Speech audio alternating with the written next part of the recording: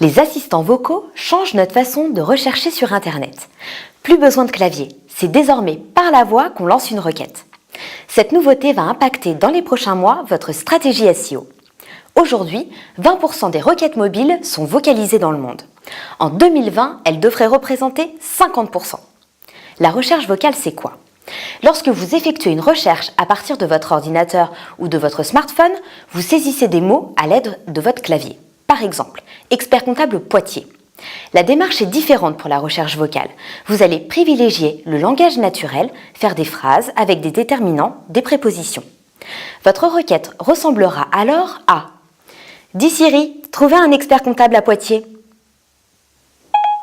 L'une des possibilités que je vois est KPMG rue Eugène Chevreul. La requête est unique, plus longue et plus descriptive. Comment Google se prépare à la recherche vocale ? Google se prépare à la recherche vocale depuis 2008. Pour commencer, il a intégré à son navigateur Chrome Google Voice Search, un outil permettant aux internautes de dicter des mots. Ensuite, Google a fait évoluer ses algorithmes avec Colibri et RankBrain pour qu'ils puissent mieux comprendre le sens des phrases et les requêtes longues. Quels sont les principaux assistants ?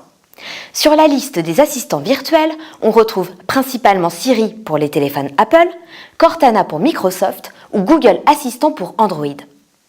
Quand les assistants vocaux passent des commandes, une petite anecdote qui s'est passée au Texas en début d'année.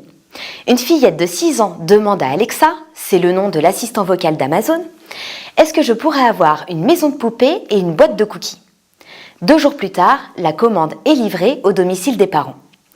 Ce qui est plus problématique et met en évidence une faiblesse, c'est que la presse locale, en relayant cette histoire, a également prononcé en direct et à la télévision « Alexa, commande-moi une maison de poupées ». Chez les téléspectateurs qui en sont équipés, l'appareil d'Amazon s'est activé et s'est mis à son tour à commander des maisons de poupées. Les assistants virtuels ont encore quelques réglages à faire, notamment de sécurité, avant de devenir réellement opérationnels. Notre équipe SEO reste en alerte sur l'avancée de cette technologie. N'hésitez pas à nous contacter si vous avez des questions. Nous vous donnons rendez-vous le mois prochain pour de nouveaux conseils autour du référencement.